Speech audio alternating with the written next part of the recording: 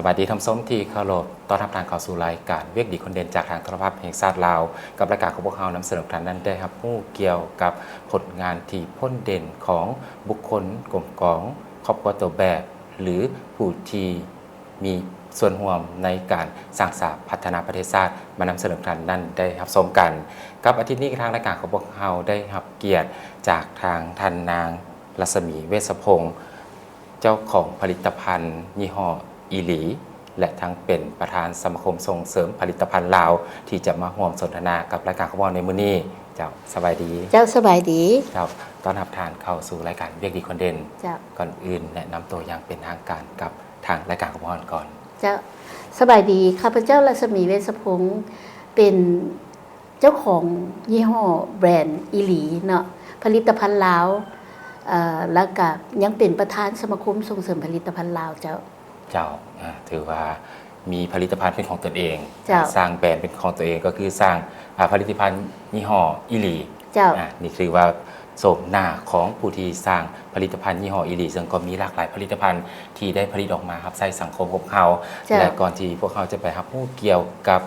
สมาคมส่งเสริมผลิตภัณฑ์ลาวอยากถามเบื้องต้นเนาะเกี่ยวกับความเป็นมาของการสร้างผลิตภัณฑ์ยี่ห้ออีหลีเนาะจากทางเอื้อยกันก่อนเนาะว่าเขามีการสร้างหรือว่าจุดเริ่มต้นในใดกับการสร้างผลิตภัณฑ์ขึ้นมาก่อนอื่นเบิดกับเมนต้องได้เราย้อนถึงเขาห้องว่าแห้งบันดาลใจในการสร้างผลิตภัณฑ์ลาวในเมื่อก่อนยังบ่มีไผเฮ็ดเนาะยังบ่มีไผเฮ็ดและมีหมู่ที่เป็นท่านทูตของประเทศหนึ่งเพิ่นบอกว่าเพิ่นมาเว้าให้ฟังว่านั่งล้มกันเนาะนั่งเสวนากันแล้วเพิ่นก็เลยบอกว่ารัศมีค่อยอยากบอกว่าประเทศลาวนี่เป็นประเทศที่ค่อยมักสงบคนนิสัยดีและสิ่งสำคัญที่ค่อยอยากบอกเจ้าว่าอาหารประเทศลาวแซ่บหลายแต่เหนือฮอดใต้บอกได้เลยว่าทุกๆแขวงมีจุดเด่นของเรื่องอาหารของตัวเองนะแต่มีสิ่งหนึ่งที่เฮ็ดให้ค่อยบ่สามารถเอาไปเป็นของต้นของฝากได้ทั้งที่อยากเอาไปต้นได้นะย้อนเหตุผลว่าของแซ่บก็จริงแต่ว่าเวลาเฮาเอาไปใส่การหุ้มห่อของเฮานะเอาไปฝากผู้ที่รับเขาก็มีความรู้สึกว่าเอ้ยมันสิสะอาดพอที่เขาสิกินหรือบ่มันก็กลายเป็นเขาไปปะไว้ล่าโดยที่บ่ได้ซีมบ่ได้ทดลองอันนั้นก็คือเป็นจุดเริ่มต้นที่เฮ็ดให้ข้าพเจ้ามีแรงบันดาลใจว่าสิเฮ็ดให้คนลาวเองเห็นว่าของที่อยู่ใกล้มือเฮาสามารถเป็นเงินและก็เป็นของต้นของฝากได้เจ้าถือว่าเป็นแรงจูงใจทำอิฐเริ่มต้นก็คือจากหมู่นี่แม่นคนต่างประเทศบ่หรือยังเป็นคนต่างประเทศคนต่างประเทศเพิ่นมาเที่ยวลาวบ่เพิ่นเป็นท่านทูตประจำลาวเป็นท่านทูตประจำลาวแล้วก็ได้ซิมอาหารลาวได้กินอาหารลาวได้ครับผู้เกี่ยวกับวัฒนธรรมการอยู่การกินของลาวมาคักและก็ติดใจอยากจะส่งเสริมโดยการอยากให้สร้างเป็นผลิตภัณฑ์โดยเฉพาะก็คือทางคิดเนาะเห็นมากแบบนี้ก็มีความคิดทันทีว่าถ้าว่าผลิตภัณฑ์ของเราเฮาหรือว่าบรรดาเครื่องปรุงเครื่องไส้ต่างๆเนาะที่สามารถประกอบเป็นอาหารเราได้ถ้ามีการส่งออกหรือว่ามีการจำหน่ายก็คือสิหลายคนก็คงจะได้สะดวกสบายในการปรุงแต่งหรือว่าเฮ็ดอาหารต่างๆก็มีแรงจูงใจและก็ผลิตเบื้องต้นนี่เดี๋ยวเฮาผลิตเกี่ยวกับผลิตภัณฑ์ใดข้าพเจ้าเลือกเป็นแจวเนาะตอนเบื้องต้นเลือกเป็นแจวเป็นแจวของแต่ละแขวงของประเทศลาวเนาะค่ะเบื้องต้นนี่มันที่พวกเขารวบรวมมาได้มัน11แขวงเนาะแจวของ11แขวงแต่เหนือฮอดใต้เหตุผลอยากให้บอกเราเรื่องวัฒนธรรมการกินของประเทศลาวนะแต่เหนือฮอดใต้นะในภาคเขาเฮาขาดแจวบ่ได้และแจวของแต่ละแขวงมันสิมีเอกลักษณ์ของไผของมันที่บ่สามารถเข้าห้องว่าเฮ็ดคือกันได้เนื่องจากค่ายคือกันได้แต่เฮ็ดคือกันบ่ได้เนื่องจากวัตถุดิบของแต่ละแขวงบ่คือกันเจ้าเอกลักษณ์เฉพาะแต่ละแขวงที่มีแจวอยู่ในความคิดเฮาในภาคเข้าของคนลาวเฮาขาดแจวบ่ได้เลยแม่นเถอะจ้ำหรือว่าบายกับข้าวเหนียวแซ่บอีหลีเนาะก็สมชื่อ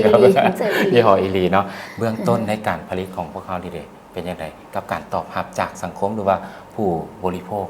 ความจริงแล้วเบื้องต้นน่ะเฮาพยายามสื่อสา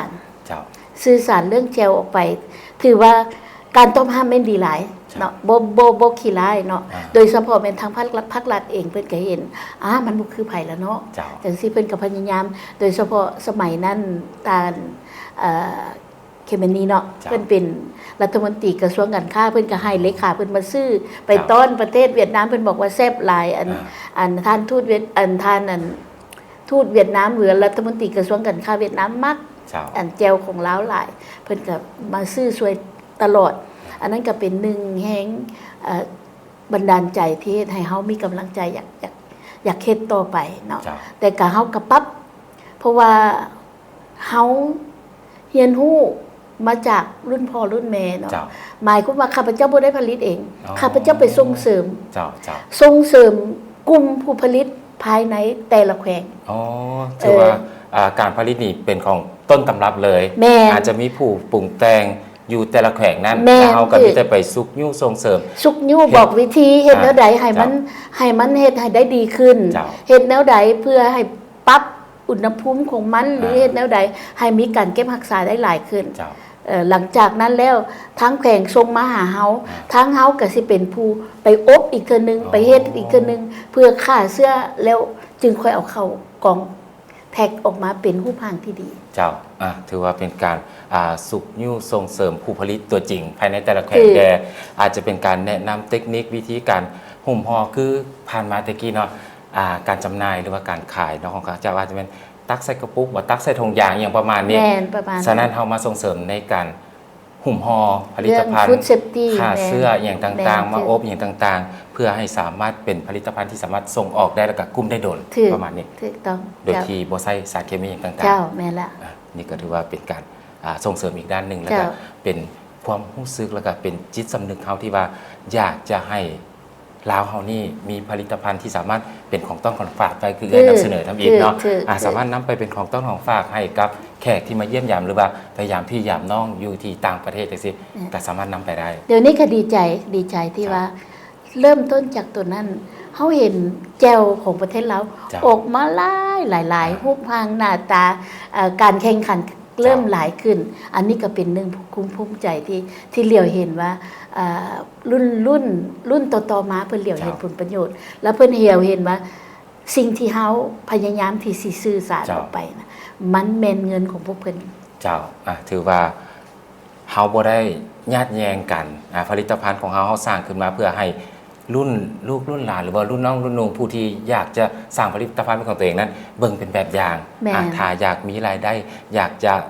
นำเอาผลิตภัณฑ์ของตัวเองส่งออกได้ก็อาจจะเฮ็ดแบบประมาณของทานเฮ็ดอย่างประมาณนี้ถูกต้องนอกจากผลิตภัณฑ์แจวนี่เลยทางผลิตภัณฑ์ของเจ้านี่ยังมีการเสริมขยายหรือว่าเพิ่มอย่างตื่นอีกกว่ากับการผลิตอยากบอกว่าหลายอีหลีเพราะว่าเฮาเฮ็ดเพื่อเฮ็ดให้หมู่เห็นเขาเฮ็ดเพื่อเป็นแบบอย่างก็คือแจวหลังจากมีหลายแล้วข้าพเจ้ากระทนตัว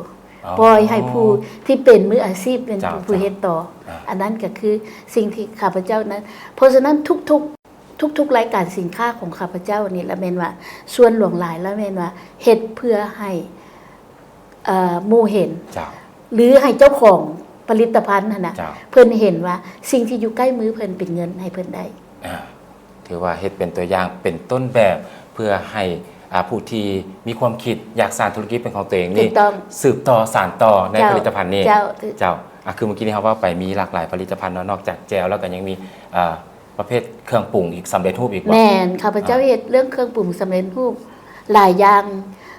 มีทั้งเครื่องปรุงที่ไว้เฮ็ดคั่วแล้วเป็นข้าวผัดเลยก็ได้โดยที่บ่ต้องมีเครื่องปรุงหลายๆอันแค่อันนั้นวงเดียวกันก็เป็นเขาเอิ้นว่าซอสปรุงรสสำเร็จรูปเนาะเฉพาะแต่ข้าวผัดบ่ทุกประเภทคั่วทุกอย่างประเภทคั่วยกตัวอย่างนี่อาจจะแม่นสมมุติเฮาเฮ็ดข้าวผัดเอาบวงเดียวก็เป็นเจียวกระเทียมอย่างนี้แล้วก็ใส่เครื่องปรุงบวงเดียวแม่นถูกต้องสามารถรสชาติก็เป็นข้าวผัดได้อย่างประมาณข้าวผัดข้าวคั่วอย่างต่างๆเจ้าแม่นแล้วก็น้ำปลาแดกเนาะปลาแดกจักเป็นปลาแดกน้ำเฮาก็มาผลิตเป็นปลาแดกผงแล้วปลาแดกผงก็มีแม่นเฮามีเครื่องปรุงแกงลาวเนาะ เครื่องปรุงแกงใบยานางเนาะแล้วก็เฮาก็มีใบยานางผงแทนที่สิไปคั่นหลายคนไปคั่นแล้วก็ย่านมามันบ่สะอาดบ่หยังเดี๋ยวนี้เฮาเฮ็ดเป็นผงมาแล้วผสมกับน้ำได้เลยโดยบวงเขาเอิ้นว่าบวงกาแฟนึงกับน้ำเขียวล่ะอันนั้นก็คือสิ่งที่พวกเฮาเฮ็ดทดแทนการนำเข้าให้ได้ปัจจุบันนี้เฮายังบ่เป็นมืออาชีพในการพัฒนาในการผลิตภัณฑ์ของเฮาต้องไปเรียนรู้เฮาไปซอกหาเฮาไปซอกเฮ็ดเพื่อสร้างความมั่นใจปัญหาของผลิตภัณฑ์ลาวก็คือคนลาวบ่เชื่อณปัจจุบันนี้เฮาจนเฮ็ดจนให้คนลาวเชื่อเฮาได้มันส่องแสงให้เห็นถึงการขายยอดขายของแต่ละสมาชิกก็เริ่มเพิ่มขึ้นอันนั้นก็ถือว่าคนลาวเฮาหรือแม้กระทั่งต่างประเทศเองเพิ่นก็เริ่มเชื่อมั่นในผลิตภัณฑ์ของลาวว่าพวกเฮาเฮ็ดแนวใดเบื้องต้นอาจจะเป็นสิ่งที่ยุ่งยากและก็ท้าทายแด่เพื่อให้คนลาวเฮานั่นได้รับรู้แล้วก็ยอมรับในผลิตภัณฑ์ของเรามีวิธีแนวใดในการข้ามเนาะจุดตัวที่ว่าเพิ่นยังคิดว่าโอ้มันอาจจะบ่ดีอาจจะบ่แซ่บจังซั่นจังซี่อย่างประมาณนี้อันที่1เฮาต้องเลือกหาสิ่งที่ดีที่สุดเช่นคันแม่นฟาร์มก็แม่นพืชสะอาดแล้วก็เฮาบ่ฮู้อันใดเฮาต้องถามคนฮู้เนาะพวกเขาเอาบรรดาโรงเรียนนักวิชาการบ่ว่าประเภท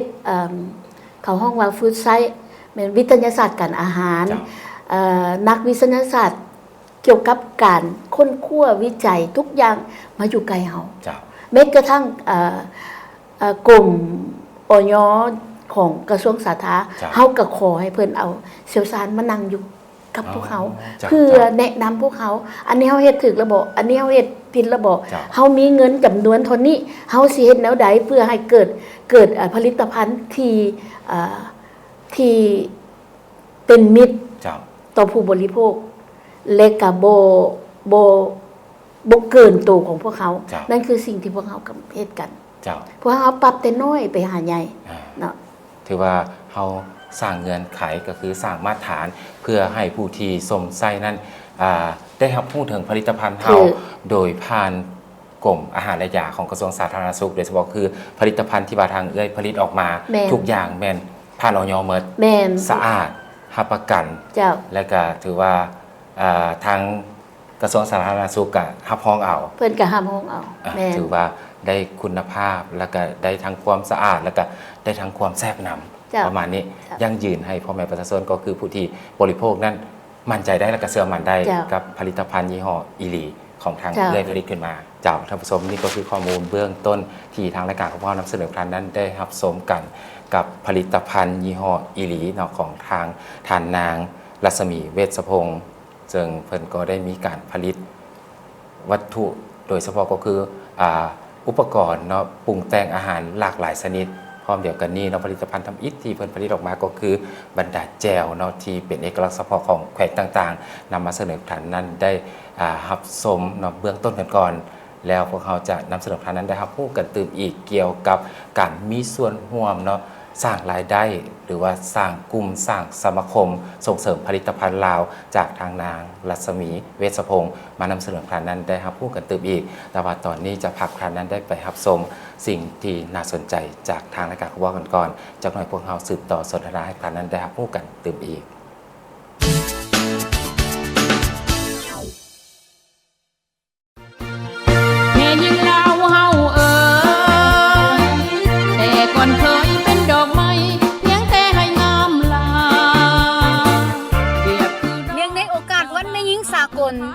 ศูนย์กลางสหพันธ์แม่หญิงลาวได้วางคำขวัญว่า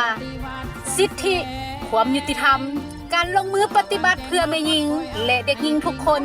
ไปควงแม่หญิงลาวเก่งกาเฮ็ดหาก็ได้เฮ็ดให้ก็เป็นสมเสยวันแม่หญิงสากลครบรอบ116ปีอย่างสุดใจเป็นของนอนก็ได้ไปหับใส่แนวหน้าก็ดีแม่หญิงลาวเฮานี้มีความสามารถทุกอย่างสร้างเป็นแพทย์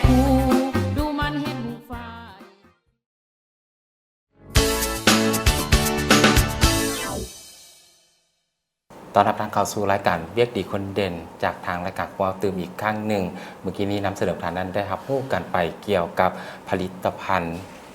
อีลี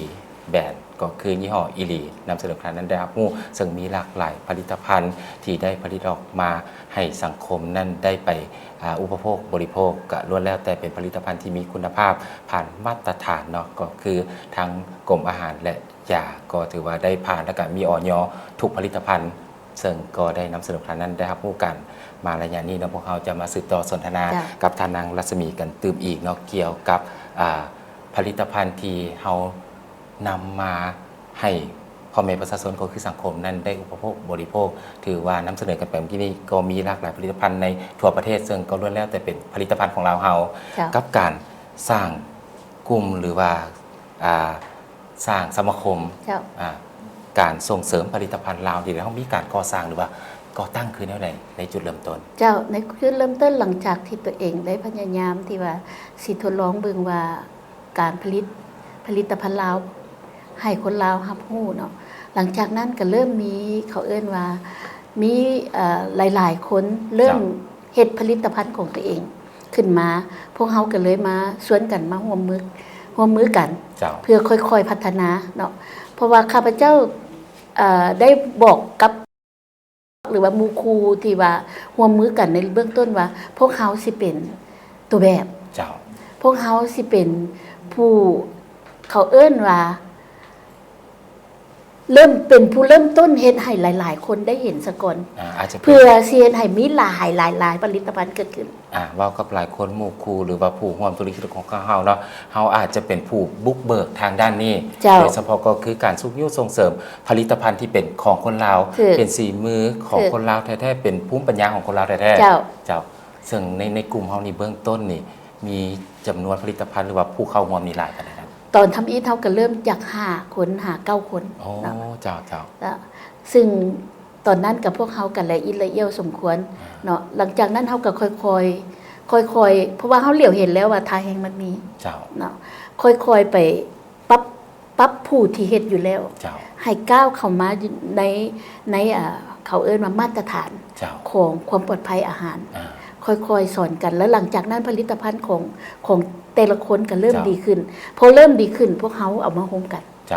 พวกเขาเอามาโฮมกันอยู่ส่วนกลางและทั้งโดยเฉพาะเป็นข้าพเจ้าเองกับพยายามหาตลาดสวยเนาะหาตลาดสวยผู้ผลิตเพราะว่าไปซุกยู่ให้เพิ่นฮักเฮ็ดได้ดีขึ้นแต่ถ้าบ่มีบนขายอันนั้นก็เป็นการยากเนาะซึ่งพวกเขาก็ค่อยๆเริ่มต้นก็บ่แม่นเรื่องง่ายกลัวจะมาฮอดปัจจุบันนี้จาก5 คนกลายมาเป็น100 กว่าผู้ผลิตบ่แม่นเรื่องง่ายถือว่าจุดเริ่มต้นทำอีทนี่ก็อาจจะมี5-9ผู้ผลิตถือว่า5-9ผู้ผลิตนี่มันแต่ละผู้ผลิตนี่ผลิตภัณฑ์นี่มันอันเดียวบ่หรือว่าอะไรบ่คือกันบ่คือกันเจ้าแต่ละคนบางคนก็ผลิตซาบางคนก็ผลิตน้ำมันมะพร้าวบางคนก็ผลิตยาสระผมบางคนก็ผลิตอาหารจังซี่อาจจะเฮาเป็นการโฆษณาแล้วก็นำเสนอให้หลายคนที่ว่ามีผลิตภัณฑ์เป็นของตัวเองนั่นได้รับรู้แล้วก็ได้มาเข้าร่วมกลุ่มนั้นเงื่อนไขมาตรฐานเฮาเด้เฮาคัดเอาจังได๋ผู้ที่มีผลิตภัณฑ์อยู่แล้วแต่ว่าอยากจะมาเข้าร่วมกลุ่มนั้นเฮาเมื่อตอนทำอิฐมาตรฐานเฮาบ่ได้สูงเพื่อเขาอยากโฮมกันซะก่อนเขาอยากพูดว่าถ้าแห้งของการผลิตในบ้านเขามีอย่างใดเขาเอามาโฮมกันซะก่อนแต่ณปัจจุบันนี้พวกเขาค่อยๆปรับพวกเพิ่นจากบ่มีใบทะเบียนให้ก้าวให้มันมีใบทะเบียนจากใส่ถุงยางให้ก้าวเข้ามาใส่กล่องให้ก้าวมาใส่แพคเกจจิ้งดีๆแล้วมีทะเบียนทุกคนที่ว่าเป็นสมาชิกของพวกเขาแมนมีทะเบียนจดเรียบร้อยแล้วก็ก้าวเข้าไปหามาตรฐานของเขาเอิ้นว่าเข้าหาห้างได้เฮาก็เว้าเสมอว่าเฮากำลังสิเปลี่ยนตัวเองจากแม่ค้ากลายเป็นนักธุรกิจเจ้าทั่วเพราะฉะนั้นต้องเปลี่ยนตัวเองแบบใดต้องเรียนรู้บ่ฮู้บ่เป็นหยังพวกเขาสิค่อยๆเปลี่ยนกันให้ก้าวไปหาจุดนั้นเฉพาะผู้ที่ว่ามีผลิตภัณฑ์อยากจะมาเข้า ห่วมกลุ่มก็คือห่วมสมาคมส่งเสริมผลิตภัณฑ์เราเบื้องต้นเขาก็บ่ได้วางมาตรฐานเงื่อนไขสูงขอเพียงแต่เจ้ามีผลิตภัณฑ์มาปรึกษาเฮามาโฮมกันภายในกลุ่มปรึกษาด้วยกันเฮ็ดแนวใดเจให้ผลิตภัณฑ์ของนี้ได้มาตรฐานได้คุณภาพเพื่อสามารถบรรจุภัณฑ์แล้วก็ส่งออกได้เฮาก็ได้มีวิธีการในการเบิ่งปรับปรุงแล้วก็แก้ไขส่วนข้าเจ้านอกจากนี้เขายังมีการส่งเสริมทางด้านการตลาดให้ข้าเจ้านั่นเองมาถึงปัจจุบันนี้เด็กทางสมาคมพวกเขานี่มีผู้ผลิตร่วมอยู่ในสมาคมนี่หลายปานใดแล้วก็มีผลิตภัณฑ์นี่หลายปานใดครับเขาอยากบอกว่ามันก็เริ่มแบ่งเป็นหลายๆแขนงการเพราะว่าเขาบ่สามารถปฏิเสธได้ว่าแขนงการนี้คอยบ่ส่งเสริมแขนงการนั้นคอยบ่ส่งเสริมเพราะว่าคำว่าส่งเสริมของพวกเขาบ่สามารถเฮ็ดให้เขาปฏิเสธอย่างใดเนาะเพราะฉะนั้นมันก็สิมีตั้งแต่ผู้ปลูกเนาะเขาเอิ้นฟาร์มเนาะจากสวนผู้ผลิตพืชพักก็มาเป็นสมาชิกเขาผู้ผลิตหมักไม้ก็มาเป็นสมาชิกเขาถือว่าบ่เฉพาะแต่เครื่องปรุงสำเร็จรูปหรือว่าเครื่องสำเร็จรูปเครื่องแห้งอย่างต่างๆพักก็ได้บางฟาร์มทุกฟาร์มได้เบิดไข่เคยปลูกมาเป็ดไก่ได้เบิดแล้วก็จนก้าวมาหาผลิตภัณฑ์สำเร็จรูปนั่นเพราะฉะนั้นพวกเขาแบ่งส่วนแล้วพวกฟาร์มเขากระบึงนโยบายของรัฐบาลเป็นหลักเขาส่งเสริมตั้งแต่ผู้ที่เฮ็ดพืชสะอาดถ้าผู้ใดบ่เฮ็ดพืชสะอาดพวกเขาขอยกเว้นไว้ก่อนอันนั้นคือเป้าหมายของหลักของพวกเขาเลยล่ะนะกับการส่งเสริมการจำหน่ายนี่เด้ทางสมาคมพวกเขานี่มีการส่งเสริมเนาะผู้ผลิตหรือว่าผู้ที่ว่าเอาผลิตภัณฑ์มาเข้ากลุ่มแล้วพวกนี้ได้ผู้ที่ผลิตที่เอาผลิตภัณฑ์เข้ากลุ่มของพวกเขาแม่นพวกเขานี่มีนโยบายหมายความว่าถ้าเป็นผลิตภัณฑ์ลาวแม่นพวกเขาบ่เอา OEM ต้อง Made in ลาวอีหลีเนาะเพราะว่าหลายคนยังเข้าใจว่าคนลาวเฮ็ดบ่ได้อันที่งามๆนี่แม่นไปเอาของเขาเจ้าแล้วมาติดอันสลักซื่อๆอันนั้นก็คือข้าพเจ้านี่คัดของอย่างแฮงเนาะเพราะว่าก่อนพวกเขาสิมาได้บ่แม่นเรื่องง่ายพวกเขาเสียสละทั้งเวลาเสียสละทั้งเงินคำไปฮอดบักหลายๆแล้วนะแล้วก็สิเอาอันเล็กๆน้อยๆนี้มาเฮ็ดให้พวกเขาท้อถอยบ่ได้เพราะฉะนั้นพวกเขาก็เลยว่าผู้ใดที่เฮ็ดเมดอินลาวอีหลีพวกเขาจึงส่งเสริมก็ถือว่าส่งเสริมผลิตภัณฑ์ลาวได้สมสื่อกับสมาคมของเราในการสุกยู่หรือว่าอำนวยความสะดวกในการนำส่งสินค้าคือที่ทานเว้าไปเนาะมีหลายแขวงที่ว่าเป็นสมาชิกภายในกลุ่มหรือว่าสมาคมของพวกเขามีการอำนวยความสะดวกในการนำส่งหรือว่าหีบห่อจังใดเพื่อนำมาจำหน่ายหรือว่าเป็นการตลาดสวยค่ะเจ้าอันที่หนึ่งก็เป็นพวกเขาพยายามเหลียวเบิ่งว่าปัญหาของสมาชิกเขาเป็นหยังคันเรื่องแพคเกจจิ้งเขาก็ไปซอกหาโรงงานไปแพคเกจจิ้งบ่ว่าสิเป็นไทยเป็นเวียดหรือว่าเป็นจีนที่เป็นโรงงานมาไว้เป็นเขาเอิ้นมาเป็นที่ปรึกษาในสมาคมแล้วสมาชิกก็สามารถเลือกปรึกษากับเจ้าเลือกซื้อได้หรือแล้วแต่สมาชิกสิมี2ทางใดอันนั้นพวกเขาบ่บังคับแต่ว่าอย่างน้อยๆก็มีพื้นฐานในการปรึกษาหรือว่าเริ่มต้นเนาะอันที่2มาแล้วแม่นว่าเรื่องการออกแบบพวกเขาก็สิมีทีมออกแบบของพวกเขาที่เริ่มต้นให้สมาชิกเขาในราคาถูกๆว่าจากตะกี้ต้องเสียเงินหลายๆพวกเขากับแบรนด์นึงประมาณ500,000 กีบเริ่มต้นซะก่อนจังซี่ส่วนว่าอยากได้ดีกว่านั้นต้องไปหามืออาชีพแล้วตอนนั้นนั่นเด่นจังซั่นถือว่าเฮาช่วยได้ในเบื้องต้นหลายคนนะครับฮู้แล้วก็สะดวกสบายในการแพ็คหรือว่าหุ้มห่อผลิตภัณฑ์อย่างต่างๆแล้วก็การนำเสนอสินค้าคือลักษณะแบบเดี๋ยวนี้เนาะคือทางใต้มีสินค้าอยู่3-4ชนิดเนาะส่งมาให้พวกเขาจำหน่ายหรือว่ามาเข้ากลุ่มพวกเขาภาคเหนือก็มีอย่างสิแล้วภายในกลุ่มนี่สมมุติว่าภาคเหนืออยากได้สินค้าภาคใต้อยากได้สินค้าภาคเหนือสิเด้เฮาได้มีการอำนวยความสะดวกได้ไหนตอนนี้พวกเขากำลังเฮ็ดจังซี่เนาะพวกเขาก็กำลังเฮ็ดวางพื้นฐานข้าพเจ้าเลือกเอาเขาเอิ้นว่าทีมงานเนาะหรือว่าผู้ช่วยงานของสมาคม เหนือกลางใต้ อ๋อเจ้า ปัจจุบันนี้ทางภาคใต้เฮามีละเฮาแต่งตั้งประธานสมาคมส่งเสริมผลิตภัณฑ์ลาว4แขวงภาคใต้รับผิดชอบ4แขวงภาคใต้เดี๋ยวนี้เฮากำลังเลี้ยวบึงว่าทางภาคเหนือเฮาสิเอาไผเนาะเพราะว่าการที่สิมาเฮ็ดเวียกเพื่อสังคมนี่ต้องได้เสียสละอีหลีเนาะใจต้องกว้างเสียสละเพื่อสมาชิก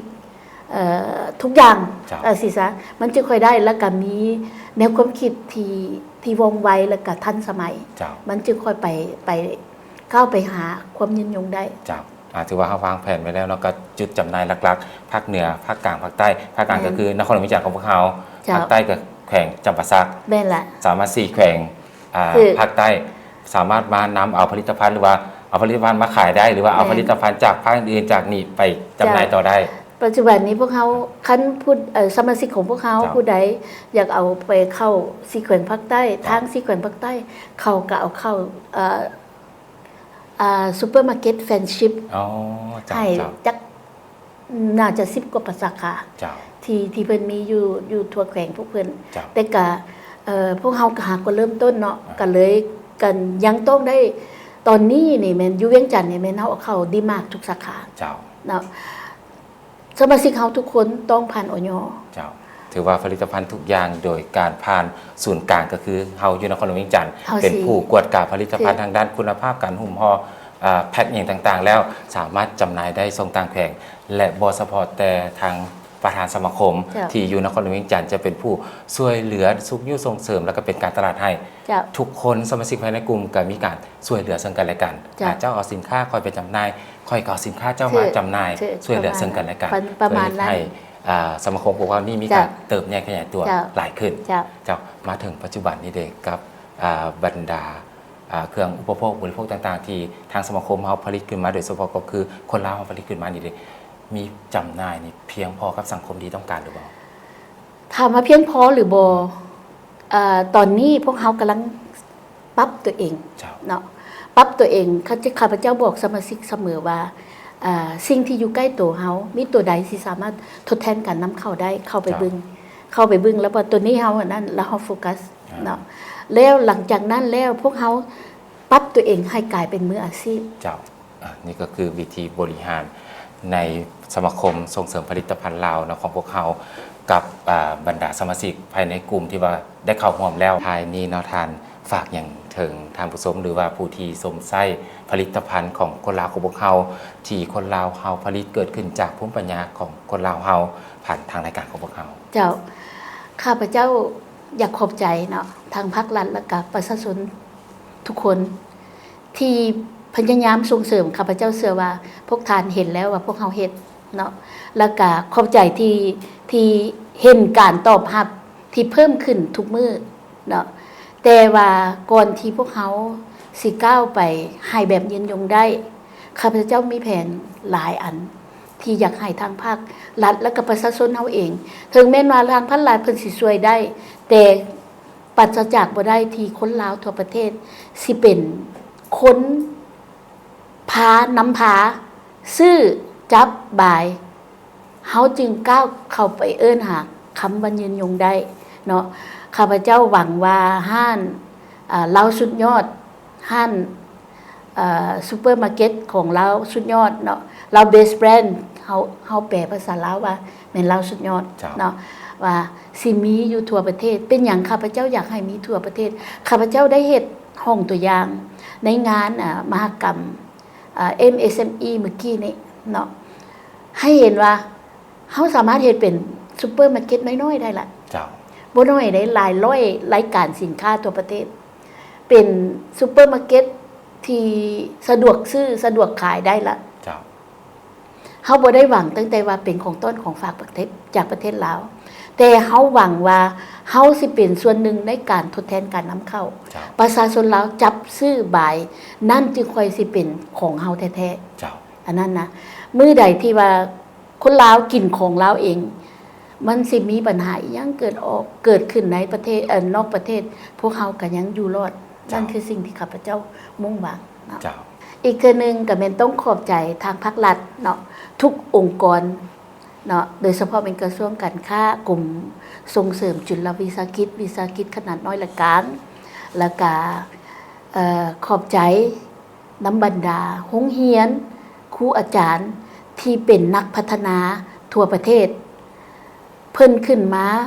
เพิ่นพร้อมแล้วที่สิมาพัฒนาร่วมพวกเขาขอบใจบรรดาผู้ผลิตทุกคนที่เป็นสมาชิกของสมาคมส่งเสริมผลิตภัณฑ์ลาวพวกเขาเห็นแล้วว่าพวกเขาร่วมมือกัน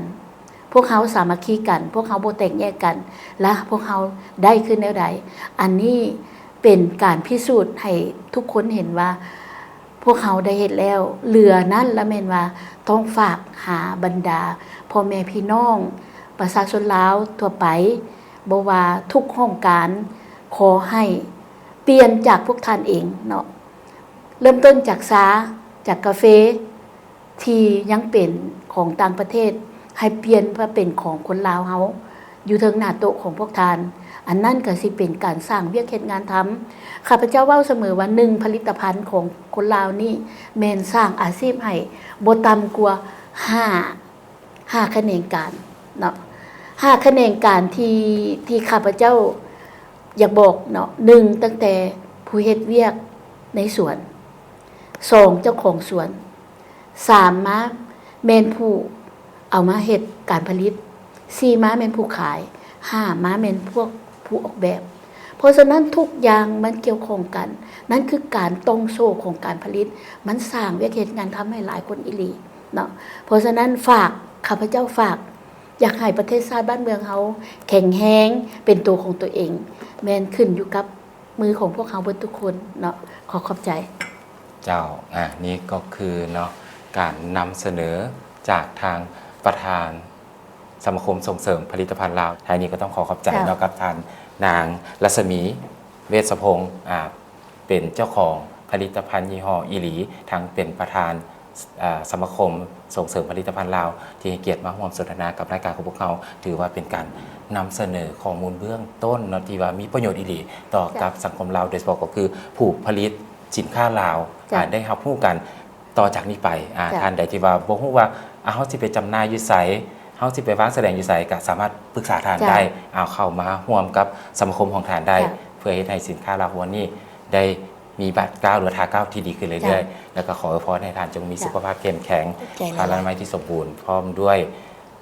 การนำพาสมาคมส่งเสริมผลิตภัณฑ์ลาวนี่ก้าวขึ้นสู่ความเจริญรุ่งเรืองสิวิไลขึ้นเรื่อยๆเจ้าขอบใจหลายๆขอบใจหลายๆเจ้าทำสมถือว่ามาฮอดนี้เวลาจากทางรายการของพวกเขาก็ใกล้จะสิ้นสุดลงแล้วท้ายนี้เนาะครับเจ้าพร้อมด้วยแขกรับเชิญลาทำสมไปก่อนเอาไว้พบกันใหม่ในโอกาสหน้าสบายดี